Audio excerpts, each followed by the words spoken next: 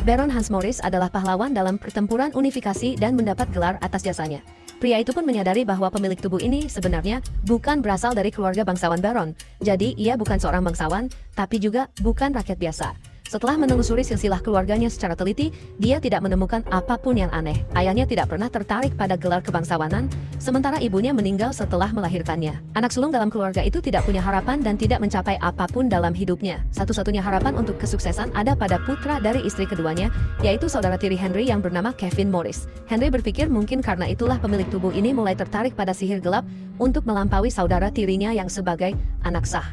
Sang tokoh utama menutup buku dan menyadari bahwa keluarga ini biasa-biasa saja dan tidak punya keistimewaan apapun.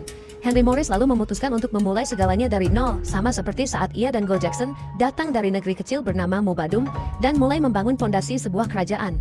Ia menyadari bahwa ia harus segera mulai belajar sihir dan membentuk lingkaran sihir pertamanya. Saat menatap keluar jendela memandangi bulan, ia menyadari bahwa waktu sebelum fajar masih panjang. Namun ia harus menangani hal yang lebih sulit terlebih dahulu.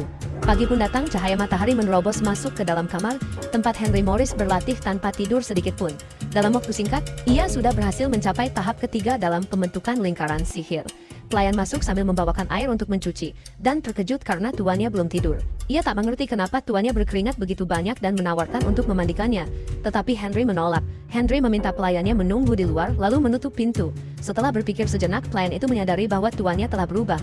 Dengan menjentikan jari, suatu sihir muncul yang mana seketika membersihkan tubuhnya dari kotoran. Setelah merenung, ia menyadari bahwa mencapai tahap keempat akan jauh lebih sulit.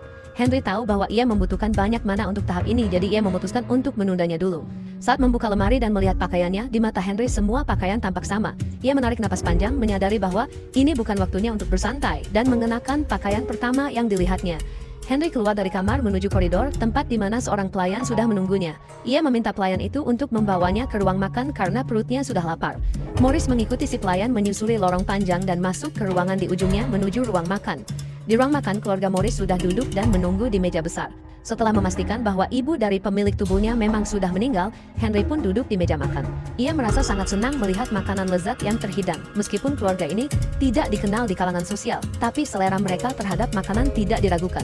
Dengan jijik, sang tokoh utama memandangi putra kedua keluarga ini, yakni Kevin Morris, seperti tidak tahu aturan etika dan bersikap buruk saat makan. Henry pun menegur pria itu dan memintanya makan dengan lebih tenang. Kevin langsung berhenti makan, tertawa terbahak-bahak, bahkan sambil tetap mengunyah makanan di mulutnya. Tanpa sadar, makanan dari mulut Kevin terbang masuk ke piring Morris yang seketika membuatnya jijik bukan main. Menyuapkan makanan ke mulutnya dengan garpu.